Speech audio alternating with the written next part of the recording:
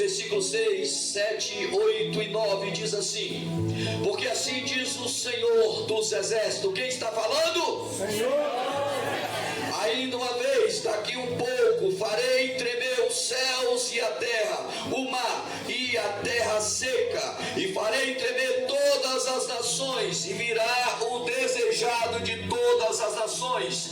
Encherei esta casa de glória, diz o Senhor dos Exércitos. Minha é a prata, meu é o ouro, diz o Senhor dos Exércitos. E a glória desta última casa será maior do que da primeira, diz o Senhor dos Exércitos. E neste lugar darei a paz, diz o Senhor. O Senhor, o Senhor. Você crê que Ele está aqui? Glória, podeis sentar dando uma salva de palmas para Ele, que é digno de toda a adoração. Meus irmãos, eu quero ser breve, porque esse camarada chamado relógio, ele me persegue, amados. Não gosto muito dele, não. Eu louvo a Deus que eu sirvo um Deus que para o tempo. Então, meu querido, clama aí. Se é o querer dele, ele vai parar o tempo e nós vamos terminar no horário e ele vai desembrulhar tudo aqui para nós. Vai desenrolar tudo para nós aqui nessa noite. Amém? Irmão, nós estamos em 3 dias de festividade. E foi já ministrada a palavra de Deus, já foi falado da história, já foi falado dos projetos e desvendado tudo sobre esse texto.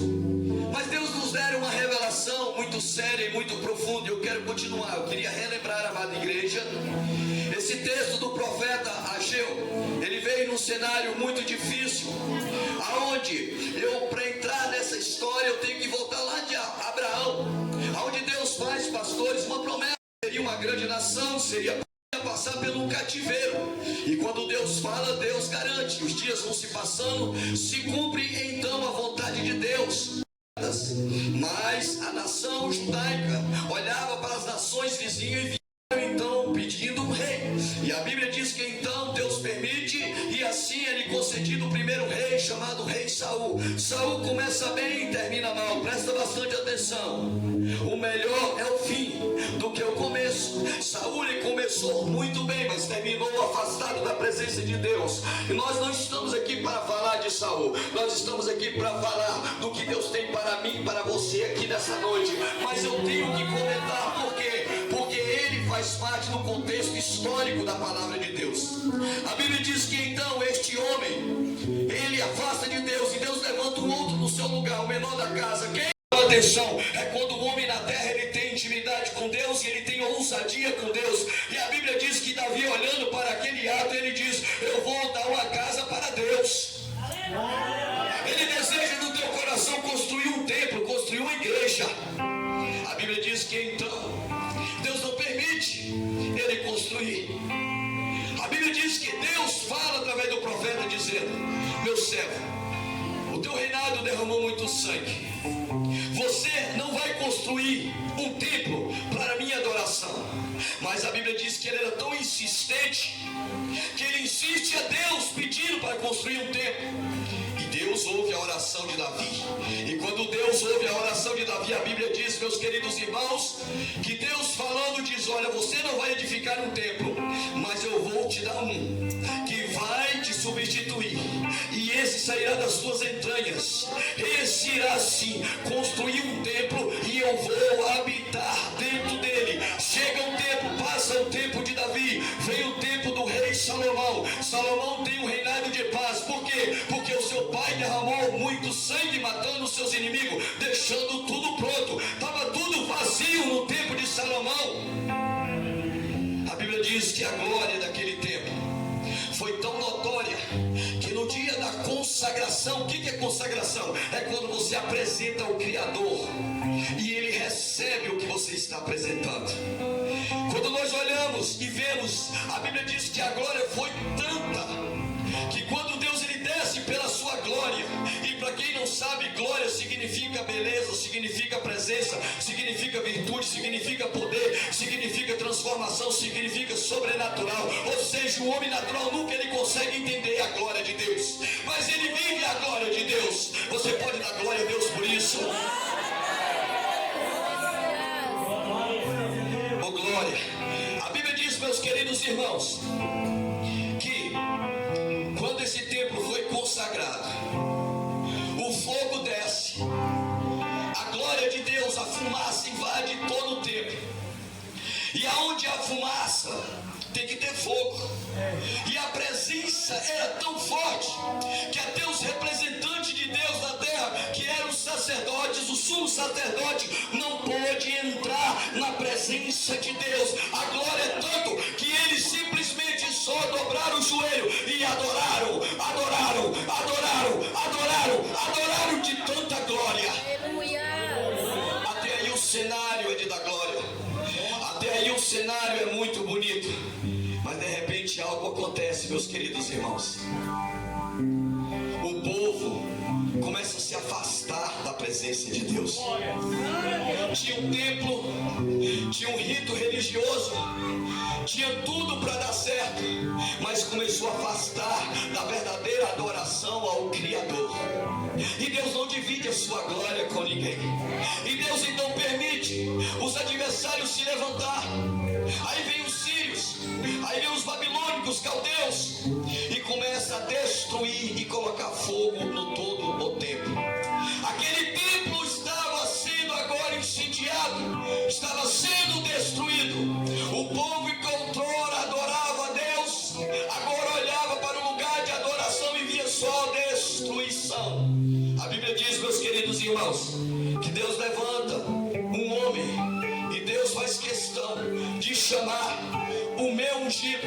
O meu ungido era um homem da Pérsia, e Deus levanta este homem e dá ordem, porque o servo de Deus que chega lá estava triste perante ver aquela dificuldade que estava. Ele não aguenta, ele vai até o rei, ele entra primeiro na presença de Deus em jejum, 40 dias jejuando. O seu corpo já estava bem desnutrido. Neemias olhava: a casa da minha família está destruída. E ali então ele recebe autonomia para ir lá edificar. Até aí está tudo bem, eles edificam esta casa, e no meio dessa dificuldade Deus levanta o profeta Ageu. No meio dessa dificuldade Deus levanta o oráculo de Deus, que é aquele que fala aqui na terra, é algo de primeira. Aí Deus agora vem dizendo uma profecia. E qual é a profecia, bispo? Vai chegar um dia em que a terra vai estremecer, o mar vai estremecer, a terra seca vai estremecer, e virá o bendito das nações, o desejado das nações. Aí quando nós vamos examinar a escritura, vem o apóstolo Paulo dizendo que nós somos o templo de Deus, nós somos aquele que Deus vai habitar. Por isso que nós vemos que quando Deus fala, pastor Raimundo, ao servo Davi, porque Davi quando chega perante Deus e Deus, eu quero te apresentar um templo para habitação, e Deus olha para ele e diz: olha meu servo, eu não habito em templo feito por mão de homens. Parece ser tudo normal, mas isso é a sombra da salvação da humanidade. A Bíblia diz que Paulo então escreve aos Coríntios dizendo, capítulo 3, ele vai escrevendo dizendo: olha, não destrua o templo de Deus. Nabucodonosor destruiu o templo físico, os sírios destruíram o templo físico, e hoje quem está destruindo o templo de Deus? Quem está destruindo o templo de Deus?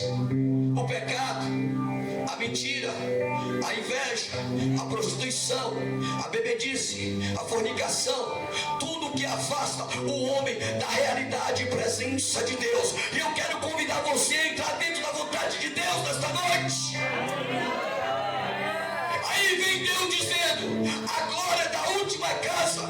Ei, igreja, por que Deus fez questão de... Deus, Adão não tinha enfermidade, não tinha dor, Eva também não tinha dor, não tinha enfermidade. Mas o que aconteceu? Alguém chegou para destruir a glória que Deus derramou na vida do homem Adão. Se Adão e Eva tivessem obedecido a voz de Deus, pessoa de Satanás, do inimigo, do adversário sírio, não teria destruído. Por quê? Porque quando eles desobedecem obedece à voz do Criador, eles perdem a primeira glória. Qual foi a primeira glória?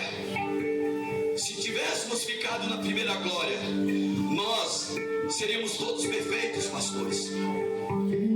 Não haveria tristeza, não haveria dor, não haveria doença, não haveria enfermidade, não haveria suicídio, não haveria depressão, não haveria angústia das nações.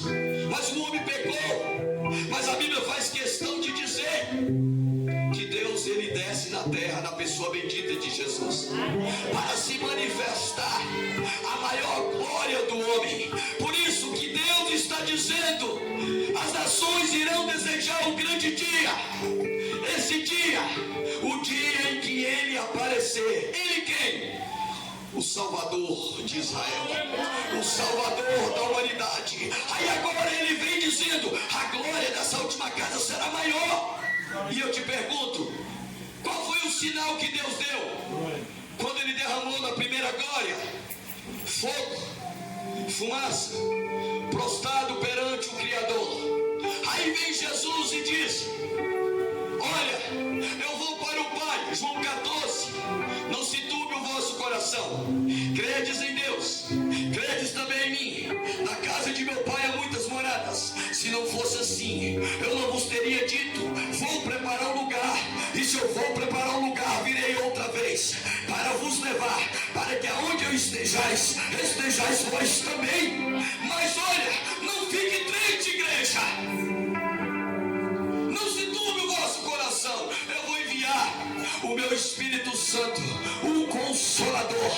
Ele irá vos guiar. Aí a Bíblia diz que é ele que convence o homem do pecado, da justiça e do juízo. Qual é a segunda glória pela ótica de Deus? A segunda glória pela ótica de Deus é quando Paulo escreve em 1 Tessalonicenses capítulo 4, versículo 17 a seguir. A igreja tinha perdido muitos entes queridos.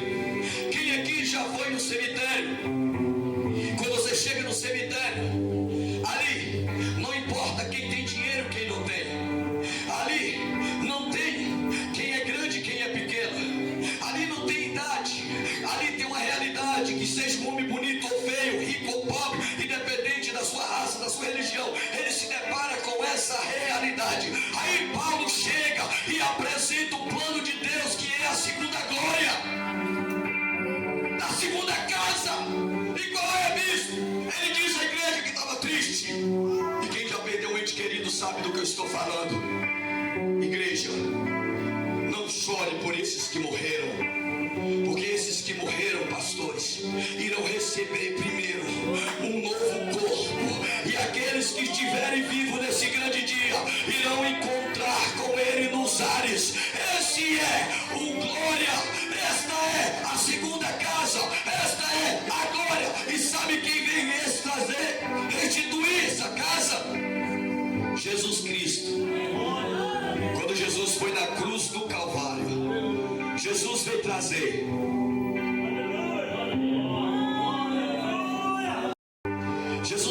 vida eterna, irmãos. A vida eterna, a glória da segunda casa. Aí eu digo para a igreja nesse momento: vos batizar com fogo, com fogo, com fogo. Lembra que eu falei no começo que aonde tem fumaça tem fogo? Aí o apóstolo Paulo diz que a obra do homem, quando ela é feita em Deus, o fogo de Deus vem e não queime. O que é isso? É derretido. Mas se o crente é de ouro, ele é forjado. O que é isso, bispo? A Bíblia diz que Deus prova o ouro como o ouro no fogo para ser purificado. Talvez você que é crente, tem um ano que está nesse ministério. Quando você aceitou a Jesus, ou quando você veio para esse ministério, achou que tudo seria fácil. Não, está sendo difícil, mas eu tenho uma palavra de Deus. Eu tenho aqui para te dizer: o que você está passando é apenas um processo para que a glória de Deus venha brilhar dentro de você, para você ter certeza da vida eterna.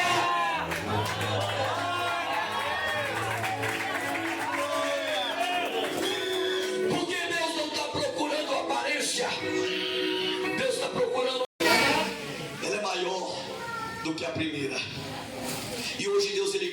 encher dessa glória. Aleluia. Nós não estamos apresentando uma placa de igreja. Nós estamos apresentando um Jesus que te transforma, um Jesus que te liberta de dentro para fora. Dá um basta nesse vício, dá um basta nessa escravidão. Deixa Jesus te libertar, assim como Ele me libertou, assim como Ele libertou os demais que estão aqui. Nesta noite Ele quer te libertar, e Ele te chama para você conhecer a glória desta última casa. Porque a igreja tem que estar cheio da glória de Deus para receber as almas que estão chegando com a glória da primeira casa. Aí você chega e diz assim: ô varão, a tua glória é a primeira, vem comigo para a segunda glória. A segunda glória, irmãos, é o arrebatamento da igreja. A segunda glória é novos céus. A segunda glória é novo corpo.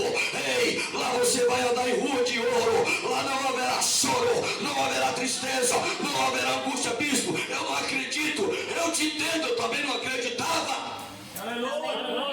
Mas se eu estou aqui, é porque Deus existe. Porque se Deus não existisse, eu não ia estar aqui, vocês não iam me conhecer. Mas se eu estou aqui e Deus existe, a Bíblia diz: aonde tiver dois ou mais reunidos em seu nome, Ele está no meio.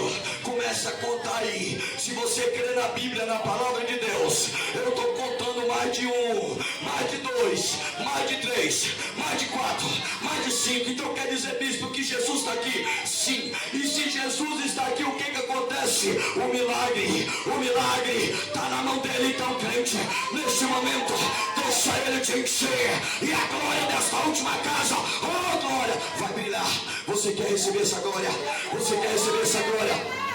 E Deus, foi quando Jesus foi naquela cruz e diz: Pai, tudo está consumado. Ele te comprou e me comprou com o seu precioso sangue, nos dando direito à eterna salvação. E essa trombeta irá tocar, e quando ela tocar, você irá lembrar, você que vai ser arrebatado. Você vai dizer, bem que o bispo falou: o céu é de verdade, o céu existe, oh glória. Mas como tem céu, também tem inferno, para quem não for achado o seu nome escrito no livro da vida. Então é hora de arrependimento, se converter e aceitar Jesus como o único e suficiente Salvador, e Ele vai escrever o teu nome. Se tem alguém aqui nessa noite que ainda não conheceu a Jesus, dá um passo e aceita Jesus como seu Salvador.